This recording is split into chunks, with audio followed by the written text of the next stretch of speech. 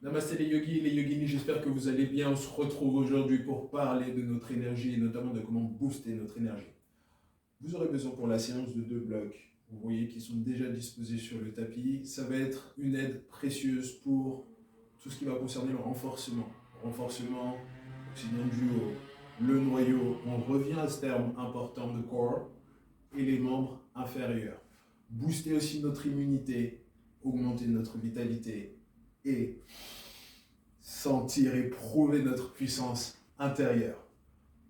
Attention, on est à la sortie de l'hiver, il y a des nouvelles énergies qui sont dans l'air. Ce qui est intéressant, c'est d'aller récupérer, de collecter suffisamment d'énergie latente pour pouvoir soi-même reboot son propre système. Les ouvertures de cœur, qui dit ouverture du cœur, dit flexion arrière. Les blocs de yoga, l'adaptation des postures, on revoit tout ça tout de suite sur le tapis. Je vous laisse juste un instant, debout, vous recentrer, prendre le temps d'arriver sur votre tapis, dans la pièce, dans votre cœur, et de vous connecter à la respiration. Prenez toujours ces moments de centrage avant d'entamer quoi que ce soit. Fermez délicatement les yeux et concentrez-vous sur l'espace entre vos 2 sourcils. Pourquoi cette place spécifiquement?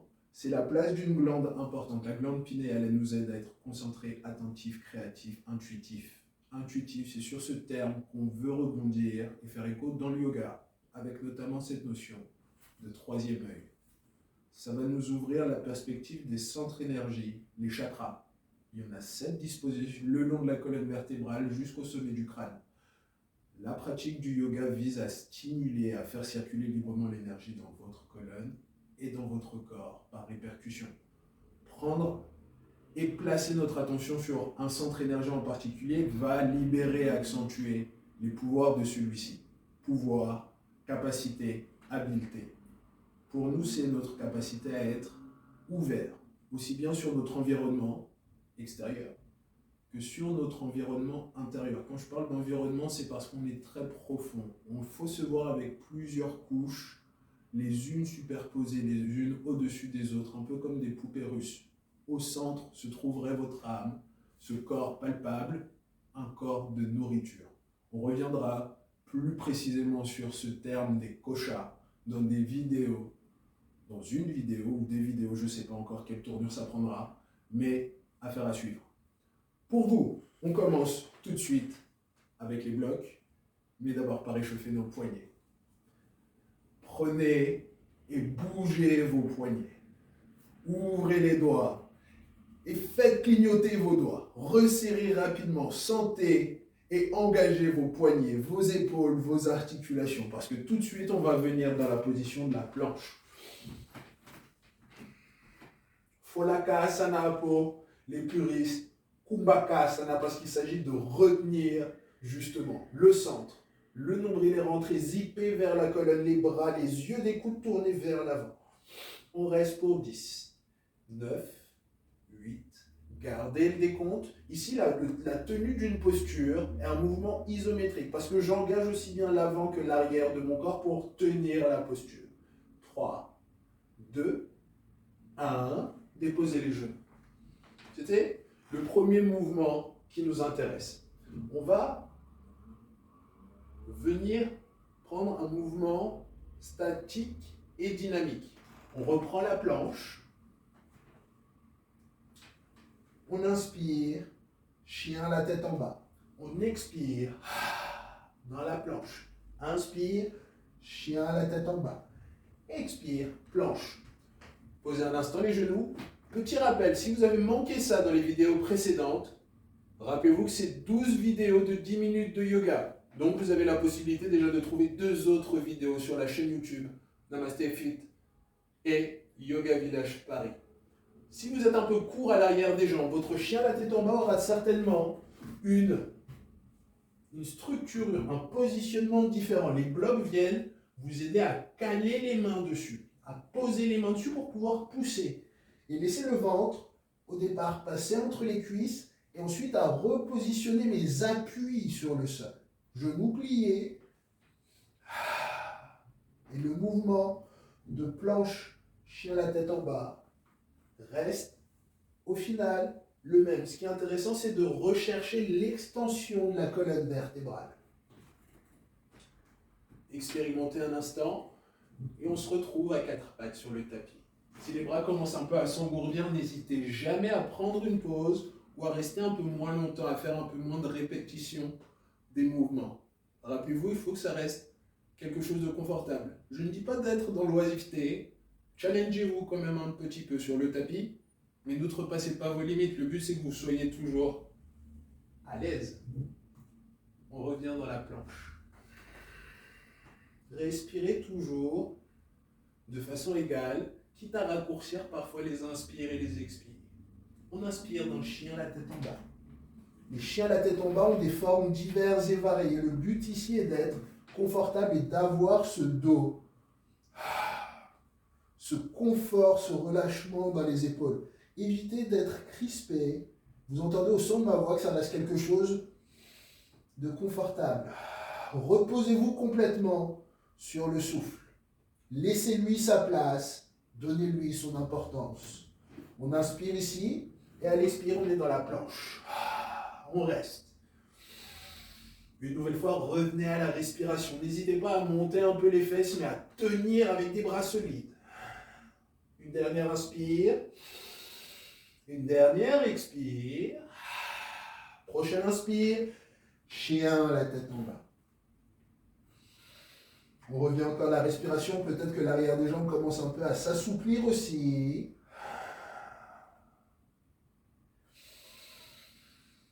Dernière expire. Inspirez sur place. Montez sur la pointe des pieds. On va cette fois-ci essayer d'articuler la colonne vers l'avant dans la planche. Beaucoup plus de conscience que le mouvement mécanique qu'on pouvait avoir avant. Pliez les genoux, poussez les fesses vers les talons. Et ici le ventre, une fois posé sur les cuisses, en éloignant, poussant les hanches vers le ciel, on arrondit une nouvelle fois la colonne vers l'avant. Terminez bien par regarder vers l'avant. Pliez les genoux.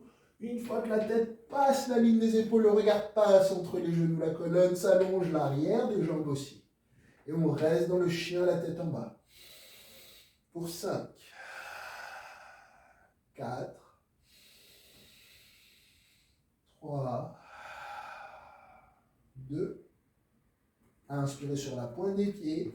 Et en restant sur la pointe des pieds, peut-être les genoux légèrement pliés, marchez à l'avant du tapis, entre les blocs. Joignez vos pieds à l'avant, au milieu et à l'arrière, pour prendre la chaise. Pliez les genoux, les doigts effleurent le sol, les blocs. Utkatasana. Main en prière devant le cœur. On va twister cette chaise. Attention, mes mains, voyez-vous, ne sont pas vers le ciel, mais bien en train de descendre pour se placer devant le sternum, l'os de la poitrine. L'extérieur de mon coude gauche vient se placer sur une expire à l'extérieur de mon genou droit. Le but ici n'est pas de garder les mains en prière devant l'épaule, mais bien de trouver une extension, un twist dans le milieu du dos pour tourner les épaules face au mur, à droite. Respirez. Si vous êtes confortable ici, reculez la hanche gauche, repoussez et regardez vers le ciel. Pour 5, 4, 3, 2, 1. Inspire dans l'axe. Grandis-toi dans les épaules, dans le dos, mais laisse les épaules couler, ses mains se resserrer et descendre. Expire, l'extérieur du coude droit à l'extérieur du genou gauche. Vous allez peut-être noter cette tendance du genou qui ne porte pas à avancer. Pensez à reculer la hanche pour replacer les deux genoux sur la même ligne et baisser les fesses. Parce que le petit rappel simple, pour s'asseoir, on a besoin de baisser les fesses. Repoussez dans les mains pour centrer les pouces devant le sternum, de la longueur dans le dos, de la place dans le centre. Sentez le massage et notamment la remontée de ces organes du ventre un peu plus haut dans la cavité thoracique. Pour 5, 4, 3, 2, inspire dans l'axe.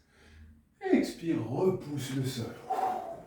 Relâche et respire. Placement très simple. Votre pied gauche va venir se placer à l'avant du tapis, orienté vers l'avant du tapis.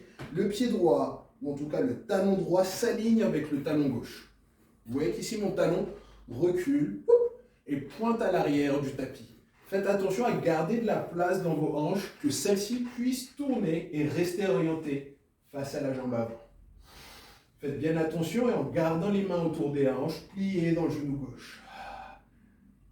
Essayez de rouler l'épaule gauche un peu plus vers l'arrière et de continuer de descendre cette hanche droite vers le talon gauche. Gardez l'ouverture du sternum. Et si Virabhadrasana, le guerrier 1 est accessible pour vous, est connu pour vous, peut-être même que vous êtes dans l'expérience, inspirez les bras vers le ciel. Les paumes de main se font face, les mains, les bras sont alignés avec les oreilles. Pour 5, 4, 3, 2, 1. Attention ici, mon bras gauche va s'étirer, mon bras droit aller vers l'arrière. Une transition, vous pouvez prendre quelques petits sauts avec le pied ou directement venir, vous étirer, basculer et attraper l'intérieur du pied. Vous voyez que mon bras gauche continue de tirer et que mon épaule a roulé pour attraper non pas l'extérieur mais l'intérieur du pied. Une fois que c'est fait, jambe de terre fléchie, je pousse dans mon pied. Je peux attraper ma cuisse gauche et juste sentir l'ouverture. Pour 5, 4, 3, 2, 1. Et comme vous êtes rentré, revenez. Ouf. N'était-ce pas fabuleux? Replacez ici le pied droit cette fois-ci, entre les deux blocs, et reculez votre pied gauche. Pensez toujours à ce talon qui rentre de façon à placer le pied à 45 degrés, peut-être même un peu plus vers l'avant, si on est un peu rigide dans les hanches. Main sur les hanches, roulez un peu plus l'épaule droite vers l'arrière, comme si vous vouliez serrer vos coudes dans le dos pour vous aider à fléchir dans le genou. Attention, le talon arrière et notamment le bord l'extérieur du pied, sont bien plaqués sur le sol. Fléchissez dans le genou. Quitte à retendre la jambe, soyez toujours dans la recherche du confort dans la posture, jusqu'à ressentir quelque chose. Pas trop peu, pas trop non plus. Respirez.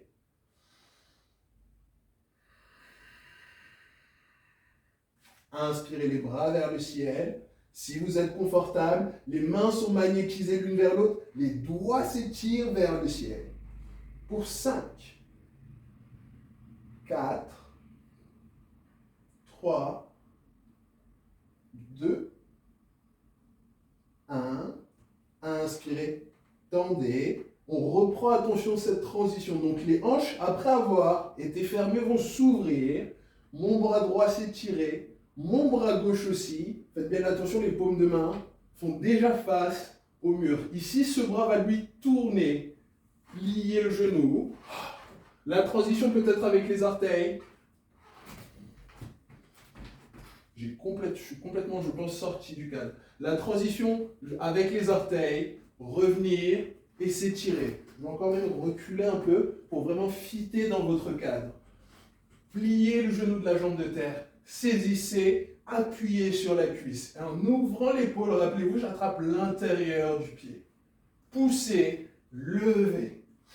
Et laissez cette épaule gauche aller. Restez confortable dans la posture. Trouvez l'équilibre et sentez cette répartition de votre poids vers l'avant. Et le pied qui pousse dans la main pour vous garder en équilibre. Deux forces opposées créent votre posture. Et on a toujours cette option de garder le genou plié, respirer. Pour 5, 4, 3, 2, 1. Comme je suis rentré, je sors de ma posture. La jambe de terre a bien travaillé. Vous avez vu de ce côté-ci, j'ai perdu l'équilibre simplement parce que c'est mon mauvais côté. Le côté gauche, le côté droit, que ce soit dans les membres supérieurs ou dans les membres inférieurs, ce n'est pas du tout la même énergie, la même répartition dans vos polarités. Le yoga vise clairement à refaire le point, le recalibrage. On revient à la respiration et on va reprendre deux postures, en tout cas une posture de deux côtés, très, très soft. C'est peut-être un mensonge. Tout dépendra de votre souplesse et de votre confort à l'arrière des jambes. Vous allez prendre les blocs. Petit rappel sur le positionnement. Position 1. Position 2. Et position 3. 3 positions pour Purvottanasana. Le pied gauche orienté vers l'avant. Le pied droit toujours dans cette position, cet angle particulier, 45 degrés. Oui, on fait des maths. Position 3 si c'est vraiment très dur à l'arrière des jambes. Position 2 pour aller explorer ce qui se passe. Vous voyez que mes hanches sont bien orientées face au pied gauche. Position 1, les doigts vers l'arrière. Et je parle bien sûr ici d'options. Plus je descends, plus c'est difficile. Je veux garder le talon droit sur le sol. Peut-être légèrement plier le genou gauche pour rapprocher, déposer le ventre sur la cuisse et chercher cette extension un peu plus du creux du genou vers l'arrière. Plier les coudes si le confort est ici, ou aller chercher l'arrière de la jambe. Respirez pour 5, 4, 3, 2, 1. Sortez doucement de la posture. Libérez les tensions. Faites circuler dans la jambe gauche et changez de côté. Je vous rappelle quand même les options. Les blocs commencent très haut, de part et d'autre du pied, et lentement vont descendre jusqu'à ce que vos mains aillent à l'arrière. Donc choisissez toujours les options dans lesquelles vous êtes confortable. Les blocs ne sont pas des outils qui ne servent à rien dans une salle de yoga. C'est des rehausses du sol pour justement garder la bonne ligne, la bonne attitude dans la posture, mais ne pas se blesser. On reste dans cette notion de pas trop peu, mais pas trop. Respirez. Et laissez-vous aller sans arrondir le dos, en gardant quand même de la longueur.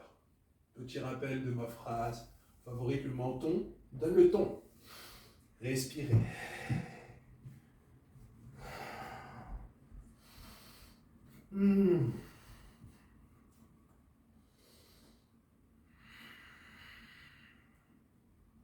Pour 5, 4, 3, 2, 1. Et lentement, sortez de la posture. Ouf. Relâchez l'arrière des jambes. Relâchez les épaules et les tensions dans les cervicales. Parce que mine de rien, parfois, on crée des crispations en cherchant à détendre une autre zone. Donc, trouvez ce juste milieu pour ne pas tomber non plus dans l'effet inverse de ce qui est recherché. Beaucoup de conscience lorsque vous êtes dans les postures. On va se retrouver à plat ventre dans une posture variée, une variation de Shavasana. En yin yoga, on appelle cette posture Advasana, la posture du cadavre sur le ventre. Peut-être que les blocs vont servir ici. Peut-être qu'un coussin fera amplement l'affaire. Vous allez ici poser le dessus des mains sur le sol, laisser les jambes relâchées et juste à l'aide de la contraction du bas, du milieu du dos, à remonter le sternum hors du sol. Pour 5. Les bras restent vraiment lourds. 4, 3, 2. Expire le front sur le sol.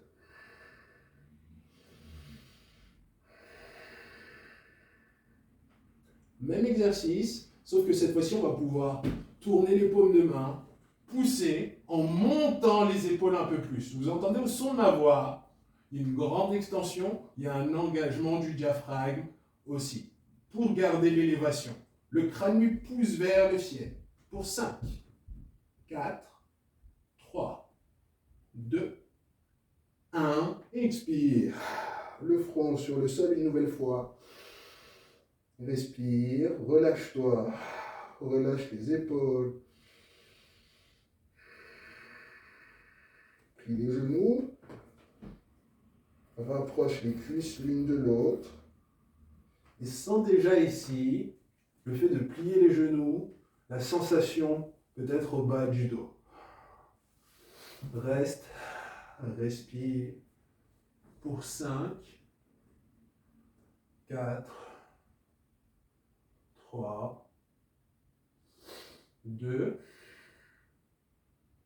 1. Inspirez, attrapez les pieds. Si c'est difficile et qu'à la maison vous avez une sangle, je vous laisse sortir de la posture, vous placez à genoux, passez la sangle sous les pieds.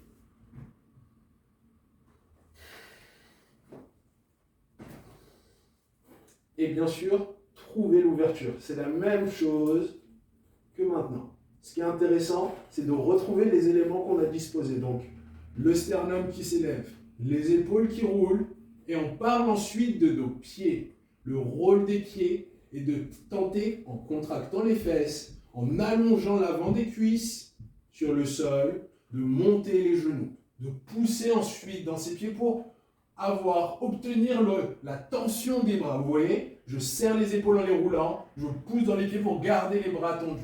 Je reste, je respire. Pour 5, 4, 3, 2, 1. J'expire, je relâche.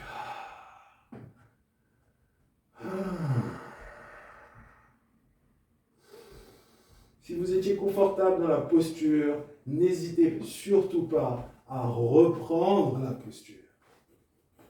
Pensez aux engagements. Si vous y avez été tranquille, ce qui est très acceptable sur le premier set, temps d'initiation à la posture, vous allez monter un peu plus, pousser un peu plus pour créer de l'équilibre. Rappelez-vous, l'équilibre survient lorsque deux forces ensemble s'annulent. Et expirez complètement. Et à l'inspire, élévation. On se grandit et on respire. Pour 5, 4, magnétisez les genoux l'un vers l'autre. 3, 2, 1. Expire, relâche. Faites aller les hanches. De droite à gauche. Expirez une dernière fois, puis replacez les mains sous les épaules pour repousser le sol et venir à genoux sur le tapis.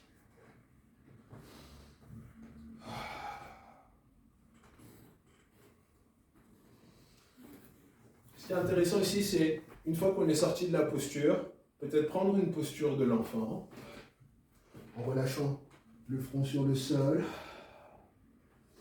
les bras vers l'arrière. Pour 5, 4, 3, 2, 1. Doucement, redressez-vous, déroulez la colonne, les cervicales en dernier, et assis sur les talons, laissez-vous peser, revenez à l'observation, revenez à cette connexion avec votre souffle. Sentez les zones de votre dos qui ont travaillé, sentez cette chaleur, sentez la circulation aussi.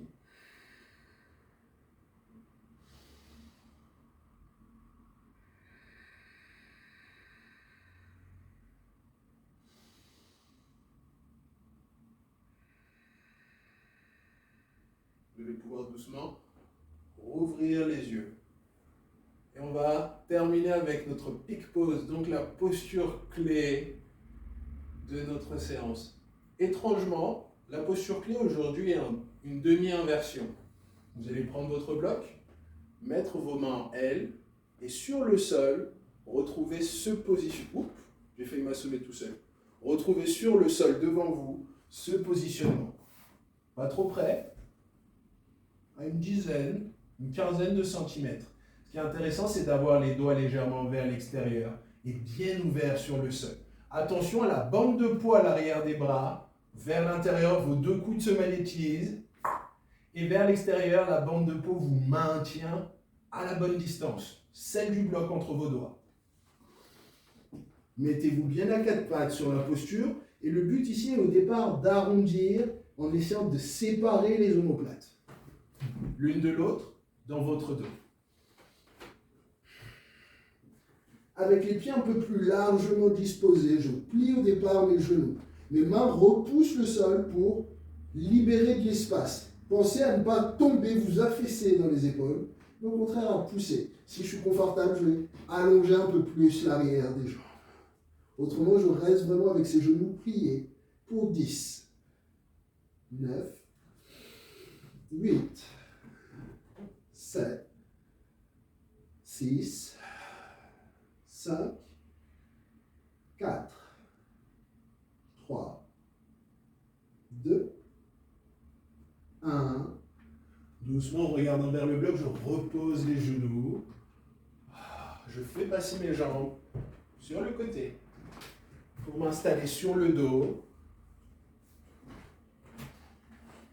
Ramenez les cuisses ensemble sur le ventre, lâchez le crâne un peu plus loin vers l'arrière pour compresser délicatement les cuisses sur le ventre. Gardez les genoux ensemble ou séparez-les. Favorisez toujours l'option confortable, celle où vous avez la place de respirer, celle où vous vous sentez confortable. Ça fait 2 fois de suite que je dis confortable. C'est que ça doit être important.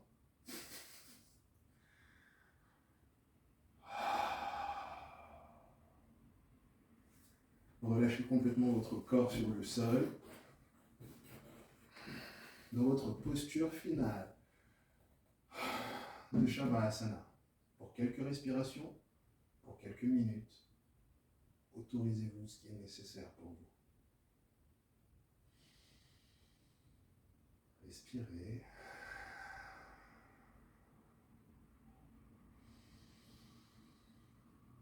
Expirez.